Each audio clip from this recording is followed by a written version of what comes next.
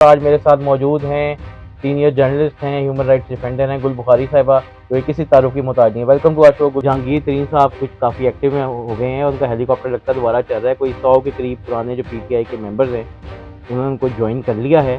मुझे जहांगीर तरीन की पार्टी का फ्यूचर से कोई इशू नहीं है। मुझे पाकिस्तान के फ्यूचर के लिए खौफ है।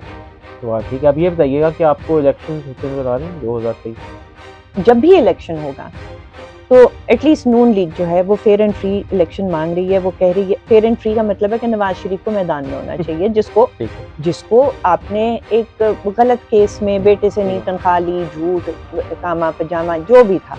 हमारी जो फौजी इदारे हैं, रियासती इदारे हैं, वो इस बार क्लियर हैं कि उन्होंने जो लोग भी 9 मई में जिम्मेदार थे उनको सज़ा मिलनी है। तो आप ही ख्याल में एक अच्छा प्रेसिडेंट नहीं है? असल बात यह है कि फौज के अंदर आपने एक कू कराने की कोशिश की, और वो कू चाहे अमीर का बच्चा करा रहा हो या गरीब का करा रहा हो, वो सिविलियन करा रहा हो। प्लानिंग किसने की? क्या उसके मास्टरमाइंड इमरान खान नहीं थे? जाहिर थे, और कौन था? मैं तो नहीं थी।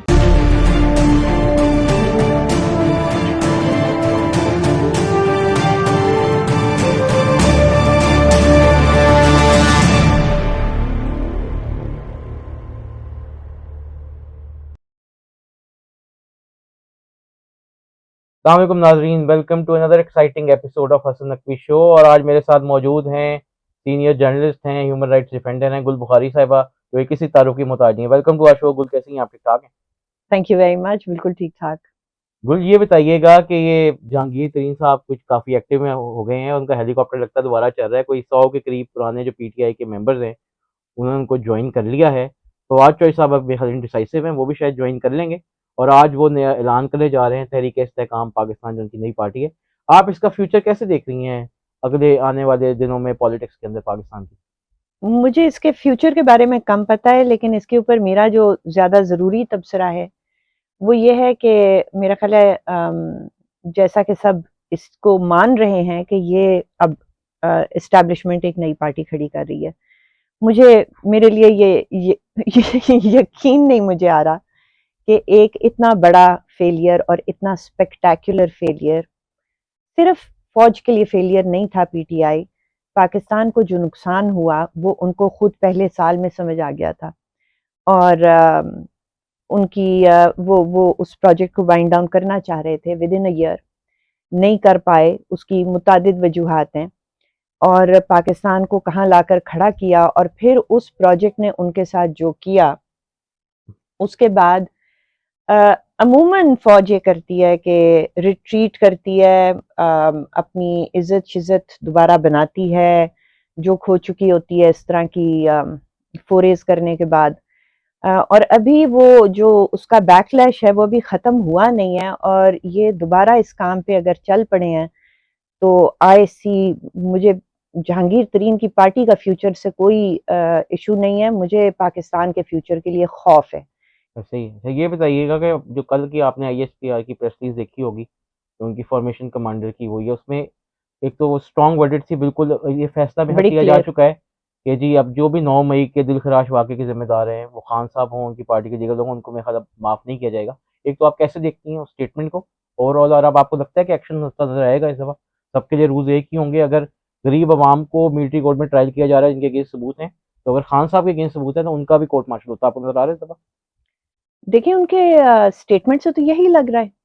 गो के मैंने भी ये बात की थी 2-3 दिन पहले, क्योंकि ज़रदारी साहब और नवाज़ शरीफ साहब ने बहुत कोशिश की कि हमें मैनेज कर लेने दें। इमरान खान को स्कॉट फ्री नहीं हम जाने देंगे। जो उसने किया है बहुत कंडेमेबल है, लेकिन उसका ट्रायल सिविल कोर्ट्स में होना चाहिए। लेकिन और जो कि अच्छी बात है कि अगर आप इमरान खान का सिविल कोर्ट में करेंगे तो फिर बाकी सबका भी सिविल कोर्ट्स में होगा, जो कि असूली तौर पर दुरुस्त बात है। लेकिन कुल आपको नहीं लेकिन लगता कि जितना का रिलीफ उनको मिलता रहा है कोर्ट्स में, कि अभी ब्लैंकेट रिलीफ के मतलब अभी कोई उन्होंने जब कोर्ट में गए, आपको याद होगा इस्लामाबाद हाई कोर्ट में या सुप्रीम कोर्ट में, जो केस अभी रजिस्टर्ड भी नहीं हुए, उन्होंने कहा जी जो केस अभी आगे आपने रजिस्टर कर रहे हैं, कोई आगे होंगे ना फ्यूचर में, उसमें भी उनको बेल और रिलीफ दे दी। तो आपको नहीं लगता जितना ब्लैंकेट रिलीफ और जैसे टिल्ट नजर आ रहा था, बेंच आप देख लें, बेंच फिक्सिंग हो गई, बाकी चीज हो गई, उनको एक्स्ट्रा ऑर्डिनरी रिलीफ दिया गया कोर्ट्स की तरफ से, रिस्पेक्टेबल कोर्ट्स की तरफ से। तो आपको ही लगता है ऐसी सिचुएशन में मिलिट्री कोर्ट्स या आर्मी एक्ट के तहत ही अगर ट्रायल हो तो ही शायद सजा दी जा सकती है। मेरा ख्याल है कि देखें, यहाँ पे मैं 2 बातें करूँगी। पहली बात ये है कि सिविल कोर्ट्स में टाइम लग सकता है क्योंकि कोर्ट्स की सफाई होनी है और वो होगी। तो जहाँ देर वहाँ जिसे कहते हैं ना सेर वहाँ सवा सेर। देर हो जाने में क्या फ़र्क पड़ता है? आखिर 6 जनवरी में को जो इंसरेक्शन हुई थी, उसके बाद भी जो वहाँ के बलवाई थे या जो ट्रंप साहब थे, कितने साल लगे। लेकिन सिविल कोर्ट्स में उनके भी फैसले और उनके भी सज़ाएँ हुईं। तो मुझे जो जल्दी है, वो समझ में नहीं आ रही, पहली बात। दूसरी बात, ये बड़ी सर्कुलर सी आर्गुमेंट है कि सिविल कोर्ट्स क्योंकि रिलीफ दे रहे हैं, गुड टू सी यू कह रहे हैं और कोई बेल लेने जाए तो उसको केस चलाए बगैर बरी कर रहे हैं। और इस बात पे फिर आपकी आर्मी कहती है कि जी देखें, आपके सिविल कोर्ट तो रिलीफ दे रहे हैं, इसलिए हम मिलिट्री कोर्ट में ट्राई करेंगे। तो पहले उनसे कोई ये पूछे कि सिविल कोर्टों में ये गंद किसने भरा है? हमारे पुलिस ये नहीं करती, पुलिस को किसने स्ट्रांग नहीं होने दिया? सिविल इंस्टीट्यूशंस को किसने वीकेंड रखा है? आज भी आप एक नई पार्टी बनाने जा रहे हैं ताकि आप पार्लियामेंट को वीकेंड रखें। तो ठीक है, अब ये बताइएगा कि आपको इलेक्शंस होते नजर आ रहे हैं 2023? बड़ा बहुत ही इंटरेस्टिंग सवाल है। 2023 में अगर हुए, मैं शेख रशीद नहीं हूँ, मैं प्रिडिक्शंस नहीं करती, लेकिन मैं ये ज़रूर कह पॉलिटिकल एनालिसिस मांग रहा हूँ कि हाँ, आप हाँ, एक जर्नलिस्ट। एनालिसिस हाँ, दूँगी कि 2023 में अगर हुए तो उसके पीछे क्या महरक़ात होंगे। उसके पीछे ये होगा कि 2000 जब भी इलेक्शन होगा, तो एटलीस्ट नून लीग जो है वो फेयर एंड फ्री इलेक्शन मांग रही है। वो कह रही है, फेयर एंड फ्री का मतलब है कि नवाज शरीफ को मैदान में होना चाहिए, जिसको ठीक है। जिसको आपने एक गलत केस में बेटे से ठीक नहीं है। तनख्वाह ली, झूठ, कामा पजामा जो भी था, he has to be in the field. अब बंदयाल साहब बैठे हुए हैं, उनके पास इनकी अपील जाती है, वो अभी तक उस लॉ को स्टे किए हुए बैठे हैं जिसमें वो बेंच तश्कील नहीं दे सकते, जिसमें बेंच 3 सीनियर मोस्ट देंगे। तो ये रुकावटें हैं। अच्छा, ये रुकावटें 2-3 तरीके से ख़त्म हो सकती हैं। पहली ये कि जो कि इनकी एक बातचीत बंदयाल साहब की चल रही है, वो ये कि अगर आपके पास जो मेरे और मेरे ख़ानदान के ख़िलाफ़ मवाद है, बहुत सुना है कि ठोस मवाद है, वो आप पब्लिक ना करें और मैं मज़ीद रोड़े नहीं अटकाऊँगा, मैं सियासत के बीच में से हट जाऊँगा। एक वो तरीका है, लेकिन उन्होंने बारहा अपने वादे तोड़े हैं, तो शायद उनके ऊपर ट्रस्ट नहीं है। तो फिर अगर उन पे ट्रस्ट नहीं है और नवाज शरीफ के पास सिर्फ 60 दिन है अपील दायर करने के लिए, which takes us to end of July, is that right? या तो उनको या तो छुट्टी पे जाना पड़ेगा ताकि उनकी जगह सीनियर प्यूनी जज जो है वो एक्टिंग चीफ जस्टिस बने, फिर वो फुल कोर्ट बेंच बिठाएं, फिर वो फुल कोर्ट बेंच जो है वो उस स्टे को ख़त्म करे, फिर स्टे ख़त्म होगा तो ये कमिटी ऑफ 3 एक बेंच बनाएगी जो कि होपफुली मुंसिफों का बेंच होगा और फिर हेयरिंग मिल जाएगी जहांगीर तरीन को भी, नवाज शरीफ को भी, और एक लेवल प्लेइंग फील्ड क्रिएट होगा जिस पे फिर नवाज शरीफ की पार्टी राजी होगी इलेक्शन में जाने के लिए अक्टूबर में ना। This is all very political. दूसरा तरीका उसका ये है कि बंदयाल साहब अगर छुट्टी पे नहीं जाना चाहते तो वो उस स्टे को ख़त्म करें और उस लॉ को चलने दें ताकि कमिटी ऑफ 3 बेंच तश्कील दे और उस बेंच में एक फेयर हेयरिंग मिले।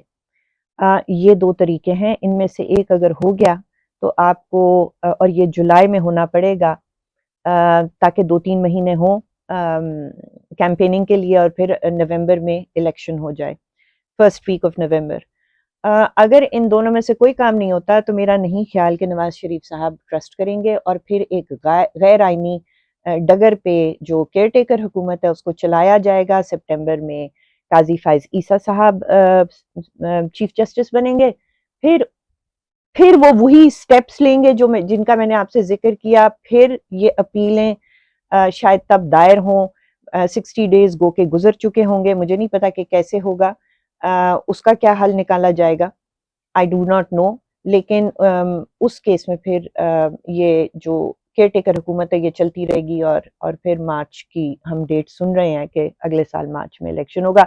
ये भी सुना है कि शायद एस्टैब्लिशमेंट ही नहीं चाहती कि अक्टूबर में इलेक्शन हो जाए। उनकी क्या वजूहात हैं वो टू बी ऑनेस्ट मुझे नहीं पता कि वो क्यों चाहते हैं इसको 3-4-6 महीने ज्यादा गुल, ये तो चलाने के क्लियर लिए। हो गया है कि खान साहब पहले ये इल्जाम लगाते रहे कि मुझे जो है ना फॉरेन पावर्स ने कॉन्स्पिरेसी करके वोट ऑफ नो कॉन्फिडेंस के थ्रू घर भेजा, पहले ये कहते थे। लेकिन अब ये काफ़ी चीज़ें यहाँ होती जा रही हैं, सबूत भी आ रहे हैं, जैसे सेनेटर्स उनके हक में बोल रहे हैं, जैसे उनको बाकी उनके सारे जाके जो उनके शहबाज गिल साहब हैं वहाँ लॉबिंग कर रहे हैं। तो इससे कहीं आपको नहीं लगता कि अब तो ये चीज़ें काफ़ी क्लियर हैं कि शायद जो अमेरिका या बाकी कुव्वतें हैं उनका टिल्ट तो इमरान खान साहब की तरफ है और वो शायद उनको सपोर्ट कर रहे हैं? कैसे देखती हैं आप? देखें, ज्यादातर रिपब्लिकन वो कांग्रेसमैन या सेनेटर्स हैं जो उनके हक में बयान दे रहे हैं। उनकी हुकूमत ऐसा कोई काम नहीं कर रही, इसलिए मुझे नहीं लगता। अमेरिकन हुकूमत doesn't give two hoots about Imran Khan and that is very very clear. Okay. उन्होंने जैसे कहते हैं ना अप्रोप्रिएट एंड करेक्ट नॉइजेस करनी होती हैं, जो वो कर रहे हैं। Are they bringing pressure to bear on Pakistan? I do not think so. अब थोड़ा आपकी पर्सनल लाइफ से आ जाते हैं। आपकी ज़िंदगी में एक बड़ा वाक़या हुआ आपके अबडक्शन का। एक तो आप बताइए कि आपके ख़्याल में उस अबडक्शन के पीछे कौन था? एक वो बता दें, दूसरे क्या बताइएगा कि अबडक्शन जब आप रिलीज़ हुई, तो आपको पॉलिटिकल पार्टीज़ ने कोई सपोर्ट वगैरह किया? अच्छा, देखें, मेरा बताना जो है ना, मेरे सारी दुनिया को पता है किसने किया था। बस ठीक है, वो सारी दुनिया को पता है, ठीक मैं है। नाम ले लेती हूँ, हुँ, पाकिस्तान आर्मी ने किया था। लेकिन अगर मुझे कोई कहे कि इस तरह का कोई सॉलिड प्रूफ दो, तो जाहिर है वो तो मेरे पास नहीं है, मेरे तो आंखों पे भी पट्टी है। बिहेवियर कैसा था? ठीक था? कोई किसी को अगवा करे, उसका बिहेवियर कैसा होता है? मैं आपको पकड़ के आपको नीलो नील करके घसीट के ले जाऊं, आपके मुंह पे, आपकी आंखों पे, आपके हाथों पे पट्टी बांध दूं, वो आप क्या दोबारा जो आई हैं, कोई डील करके आई हैं? अच्छा, ये बड़ा अच्छा सवाल है। नहीं जी, मेरी किसी से कोई बात नहीं हुई। ना मैं डील करके गई थी, ना मैं डील करके आई हूँ। आपके यूके के पासपोर्ट ने आपको हेल्प किया? अ, पता नहीं, किया हो सकता है। ओके, हाँ, किया हो सकता है, ओके, क्योंकि मेरा ख्याल है इनको बाद में पता चला है कि ये हमसे क्या चवलबाजी गई है। ओके। हम्म। बाद में कोई अपोलोजाइज़ किया गया हो? नहीं। नहीं, अच्छा, आपको लगता है खतीजा शाह का केस आपसे कोई मिलता-जुलता है कोई? आपको लगता है? आप अपना बताइए ना, मैं तो नहीं, आप बताएं ना। आज मैं एंकर हूँ, आज मैं एनालिस्ट नहीं हूँ। नहीं, आप ऐसे करें, आप उसमें कोई मिलती जुलती एक आधी चीज ढूंढ के दे दें। हाँ, ठीक है। मतलब इतना रिडिकुलस सवाल है कि इंतहा कोई नहीं। Thank you so much. अच्छा, ये बताएँ, अब इसके बाद इलेक्शंस भी हो गए, आपको क्या लगता है कि देखें, सबसे आपको बड़ी बात है, आपको कांट-छांट सबसे नज़र बड़ी हाँ, हाँ, सबसे बताइए। बड़ी बात है कि मैं ज्यादा इसके ऊपर बात नहीं हुँ, करूंगी। खदीजा शाह जो हैं वो गिरफ्तार हुई हैं और किसी जुर्म में गिरफ्तार हुई हैं। मैं अगवा हुई थी हुँ, क्योंकि मैंने कोई जुर्म नहीं किया था। ठीक है, फिर ना, और आपके ख़्याल में इस दफ़ा क्योंकि हमें नज़र आ रहा है, कोशिश की गई खतीजा शाह को छुड़वाने के लिए, बहुत सारे लोगों ने, जहांगीर तरीन साहब इसमें शामिल थे, साबिक़ वज़ीर-ए-आज़म नवाज़ शरीफ साहब का नाम भी आया, शहबाज शरीफ साहब का नाम भी आया, चौधरी शुजात हुसैन साहब का नाम भी आया। सबने कोशिशें की उनके लिए, लेकिन इस दफ़ा मिलिट्री, हमारी जो फ़ौजी इदारे हैं, रियासती इदारे हैं, वो इस बार क्लियर हैं कि उन्होंने जो लोग भी 9 मई में ज़िम्मेदार थे, उनको सज़ा मिलनी है। तो आपके ख़्याल में एक अच्छा प्रेसिडेंट नहीं है कि अगर गरीब के बच्चे के साथ वही हो रहा है जो कानून के मुताबिक सज़ा है, इनके साथ भी देखें, होना चाहिए? देखें सर, ये इसलिए नहीं हो रहा कि इस दफा कोई इक्वालिटी की बात है कि जो गरीब के बच्चे के साथ वो अमीर के बच्चे के साथ, उसके पीछे ये नहीं है। उसके पीछे असल बात यह है कि फौज के अंदर आपने एक कू कराने की कोशिश कोशिश की। की, और वो कू चाहे अमीर का बच्चा करा रहा हो या गरीब का आपके करा ख्याल रहा में हो, वो उसकी सिविलियन करा रहा की प्लानिंग किसने की? क्या उसके मास्टरमाइंड इमरान खान नहीं थे? हो। जाहिर थे, और कौन था? मैं तो नहीं थी ना। बिल्कुल सही है, ऐसे ही, या आप भी नहीं थे, बिल्कुल ऐसे ही है। खदीजा भी नहीं थी, ठीक है। तो फिर कोई खान साहब को सजा होनी चाहिए ना, तो जाहिर आप है। क्यों गुल खिलाफ है उनका? मिलिट्री कोर्ट में ट्रायल होने दें, यहाँ पर आपको नजर तो आ रहा है यार, वो वहाँ पे कुछ उसको रिलीफ मिल रहा है हर जगह से, नहीं नहीं नहीं सिविलियन कोर्ट से, तो भाई, आप उसको ट्रायल होने दें मिलिट्री कोर्ट में, देखें, क्या फर्क हाँ पड़ता है? हाँ, वो जो कहते हैं ना, two wrongs don't make a right. हम्म, उसने गलत किया, उसको सजा होनी चाहिए। अब क्योंकि उसको सजा होनी चाहिए, और क्योंकि जो मिलिट्री हमारे सिविलियन इंस्टीट्यूशंस को तबाह कर चुकी है, इसलिए ये भी हम उनके हाथ में दे दें, और इसलिए वो भी गलत है। हमें सिविलियन कोर्ट्स को मैनेज करना है, उनकी सफाई करनी है, उनकी ओवरसाइट पार्लियामेंट के नीचे लेकर आनी है, उनकी वो जो होती है ना तकर्रियां, उनके सारी चीजें, उसको सही करना है और कोई देर नहीं लगनी। अभी 8 या कंप्लेंट्स, एक रेफरेंस है, बाकी 7 कंप्लेंट्स हैं जजों के खिलाफ सुप्रीम कोर्ट में, और ये सुनी जाएंगी। इसीलिए मैं कह रही हूँ कि जल्दबाजी किस बात की है? इस जल्दबाजी में आप अपनी सिविल लिबर्टीज क्यों खोना चाहते हैं? हम ऑलरेडी इतनी खो चुके हैं, हमें वो वापस लेनी है। इसलिए मैं ट्रायल के खिलाफ नहीं हूँ, मैं सजा के खिलाफ नहीं हूँ, लेकिन मैं मिलिट्री ट्रायल के खिलाफ हूँ। बिलावल भुट्टो, मरियम नवाज और हमजा शहबाज, आप किसका देख रही हैं पॉलिटिक्स में आगे किरदार, और आपको लगता है कि उसका फ्यूचर में अच्छे होंगे मुल्क के लिए? हमजा हमजा का हमजा, नाम लिया आपने? जी लिया। मेरा ख्याल है बिलावल। बिलावल, उसकी रीजन भी बता दें। अ, उसकी रीजन ये है कि बिलावल मुझे काफी मच्योर लग रहे हैं इस वक्त। बिलावल मुझे अपना काम बड़ा अच्छा करते हुए दिखाई दे रहे हैं। बिलावल की जब वो बात करते हैं तो उसके अंदर पॉलिटिकल मैच्योरिटी नजर आती है और एक सियासी तरबियत नजर आती है। उनकी ग्रिप जो है ओवर पॉलिटिक्स एंड हिस्ट्री दोनों काफी स्ट्रांग नजर आती है, और जाहिर है that makes for a good politician, so I think he will do well. Do you think he is the end next prime also minister in waiting? That I don't know. Also the thing is के वो तो हमजा का भी है experience parliament का, लेकिन अगर मरियम और बिलावल की बात की जाए, क्योंकि मेरा ख्याल है इसमें हमजा को शामिल करना थोड़ा अनफेयर है। मेरा ख्याल है इस रेस में वो पीछे रह गए बहुत। नहीं, उस कैटेगरी में आप हमजा को डाल नहीं वो सकते पीछे रह गए, वो थे पहले जरूर गुल, लेकिन शायद। अब वो पीछे रह गए। एक तो थोड़ी उनकी पर्सनैलिटी इंट्रोवर्ट किस्म की है, वो इतने खुल की चीजें आप देखें आपको नजर भी नहीं आते, मेन स्ट्रीम में भी नजर नहीं आते। हाँ, इवन हाँ, पार्टी को जब रिवाइव करना था तब भी वो एज सेकंड ऑप्शन के तौर पे मरियम नवाज का सपोर्ट सिस्टम थे, हाँ, आगे फ्रंट जो चेहरा था। हाँ। आपको लगता है कि और पीएम एलन को अगले इलेक्शन में अगर जाते हैं तो मरियम नवाज एक अच्छा फैक्टर हो सकती हैं उनके लिए, एक वर्कर्स को मोटिवेट करने के लिए? जी, मेरा ख्याल है मरियम नवाज बिल्कुल पॉजिटिव फैक्टर हैं। मरियम नवाज ही पीएमएलएन के लिए सॉरी फेस ऑफ करेज रही हैं in the absence of her father. और जो यू डोंट बयानिया want to give credit to her uncle? Uncle किधर थे? अंकल कहाँ थे? हाँ, मरियम कर रही थी सारा कुछ। सही है।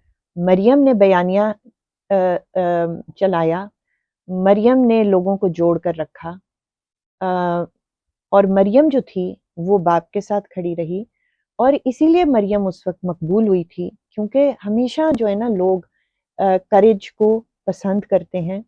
और मरियम वाकईतन उसने एक जिसे कहते हैं स्ट्रगल की to push establishment out of the politics, right? उसकी उस स्ट्रगल को, जो स्ट्रगल उसके अंकल नहीं कर रहे थे, तो अवाम ऐसे बंदे को पसंद करती है और ऐसा बंदा मकबूल होता है। और जिस दलेरी के साथ वो बाप के साथ खड़ी हुई, और उस खड़े होने की वजह से, सिर्फ उस खड़े होने की वजह से उस औरत ने नाहक जेल गुजारी। तो ये चीजें मरियम की जो हैं वो लोग अप्रिशिएट करते हैं। अब मुझे ये बताएं कि आपको जो है ये नज़र आ रहा है कि जुडिशरी की सफाई अगर होगी तो कब तक होगी? जो अंदर चीज़ें हैं, मसाइल हैं, तो कब तक होता हुआ नज़र आ रहा मेरा ख्याल है सुपीरियर जुडिशरी की, तो सुपीरियर से मतलब सुप्रीम कोर्ट, है? जी, जी। सुप्रीम कोर्ट की सफाई 1-1.5 साल लेगी, ओके, ज्यादा से ज्यादा। ओके। बंदयाल साहब वैसे ही रिटायर हो रहे हैं, जी, जी। ठीक है। उसके बाद जो कंप्लेंट्स हैं सुप्रीम जुडिशल काउंसिल में, हुँ, वो रेफरेंसेस में तब्दील होंगे, और फिर वो रेफरेंसेस सुने जाएंगे, और उसमें जहां गंद होगा वो निकल जाएगा, जहां गंद नहीं होगा वो बच जाएगा। तो सुप्रीम कोर्ट से जी स्टार्ट होगा। मैं इमरान रियाज खान साहब की जर्नलिज्म से कभी भी एग्री नहीं किया, लेकिन आपके ख्याल में जो वो जिस तरह इस वक़्त बिल्कुल गलत। आप क्या लगता है आपको कि उनको कोर्ट में पेश करना चाहिए, या किसके पास है आपके ख्याल में, कुछ है इन्फॉर्मेशन? No idea. देखें, speculation is bad, wrong. Hmm, hmm. लेकिन, और मैं आपको एक बात बताऊं, हम लोग आज भी, चाहे वो इमरान रियाज, मुझे भी उनकी जो वो कर रहे थे वो सहाफत नहीं थी, बिल्कुल ऐसे ही। ठीक है। वो सहाफत है ही नहीं। नहीं है जी। लेकिन सहाफत हो या ना हो, उन्होंने जो भी गलत किया उनको प्रोड्यूस करें, उनके ऊपर ट्रायल करें। जुर्म लेकिन सुनने में आ रहा है वाईजी साहब ने कोई जमा भी कराया है कि उनकी सिम वगैरह कोई अफगानिस्तान से लगा है, कि वो अफगानिस्तान में शायद या कुछ ऐसा। वहां पर गोल मोल बात की है। जी जी ऐसे ही कुछ तो मतलब वो जो बातें मैंने पढ़ी हैं हम्म, उसमें समझ ये नहीं आ रहा कि वो अफगानिस्तान में है या वो तो अफगानिस्तान से किसी से कनेक्शन में है या जो भी है। आई डू नॉट नो। ये ये ये तो प्योर स्पेकुलेशन होगी ना कि हम कहें कि क्या है। अगर आपके पास कोई इन्फॉर्मेशन है तो बल्कि आप बताएं। नहीं आज मैं जो है ना आज मैंने बताना कम है, आज मैंने पूछना ज़्यादा है। अच्छा, तो ये आज थोड़ा आप मुझे इसकी लेकिन वजह से देखें रेस्ट कर दें। अगर हमारे हुकूमत के किसी भी इदारे के पास हैं वो, हम्म, उनको प्रोड्यूस करें, ये आपकी डिमांड होगी कि उनको प्रोड्यूस किया जाए, रिक्वेस्ट उनको होगी बिल्कुल हाँ। प्रोड्यूस करें, हर एक को फेयर ट्रायल दें। और इसमें मैं एक बात कहना चाहती थी, हम सारे जो हैं, कोई कोई किसी पार्टी को बिलोंग करता है, कोई किसी को नहीं बिलोंग करता, कोई इंडिपेंडेंट है, जितने भी लोग नॉन पीटीआई हैं वो एक ही बात करते हैं कि अबडक्शंस गलत हैं, लोगों को ट्राई करें, अच्छा लोगों चलिए को प्रोड्यूस करें। लेकिन पीटीआई आज भी, जिस दिन जिब्रान नासिर हुआ था ना अगवा, पीटीआई उस दिन बगलें बजा रही थी। ऐसे ही गुल ये बताइएगा कि पहले भी होते थे, लेकिन बायसेस हर किसी के, मेरे भी होंगे आपके भी होंगे, जर्नलिज्म पहले भी होते थे। हम्म लेकिन जिस तरह हमें ये कुछ पिछले कुछ सालों में हमने देखा कि जर्नलिस्ट ने बिल्कुल साइड देना शुरू कर दी है। हम्म ठीक है, आपके ख्याल में एक तो ये क्या सही है, और अगर ये सही नहीं है तो इसको हम कैसे थोड़ा बेहतरी लाई जा सकती है कि पार्टी ना बने और बात कर लें।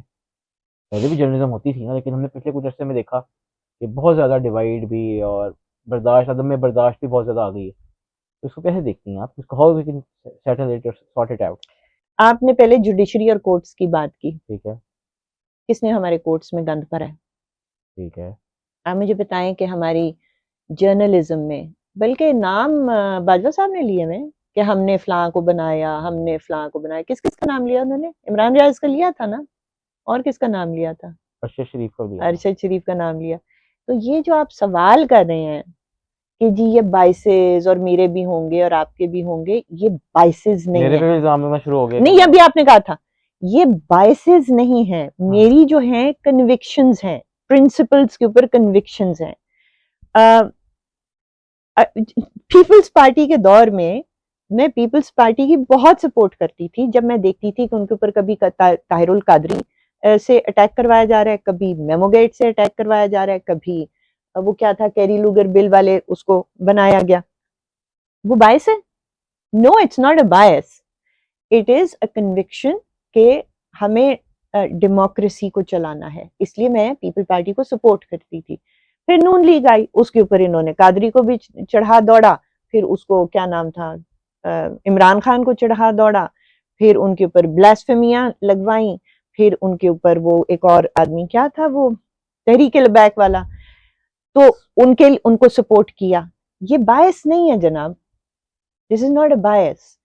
और जो बात आपने की ना कि पोलराइजेशन और ये और वो, ये जो जिन लोगों के नाम अभी आपने लिए, ये जो मीडिया के अंदर जो घुसपैठिए हैं, जो पैराशूटर्स हैं, वो फौज ने घुसाए हैं। हम्म, तो ये निकलेंगे तो जर्नलिज्म शायद आप ही आप आहिस्ता आहिस्ता ठीक हो मतलब जाए। आप जो गन वहां साफ कर रही थी, आपको तो लगता है इधर भी ज्यादा गन भी साफ होना चाहिए, हो जाएगा इंशाल्लाह। इंशाल्लाह वाला का तो मुझे नहीं पता, अच्छा ठीक है। वो नहीं मुझे पता कि होगा कि नहीं होगा, होना चाहिए लेकिन। होना चाहिए है। Thank you so much for your time Gul, it was like having you on our show. Thank thank you. You.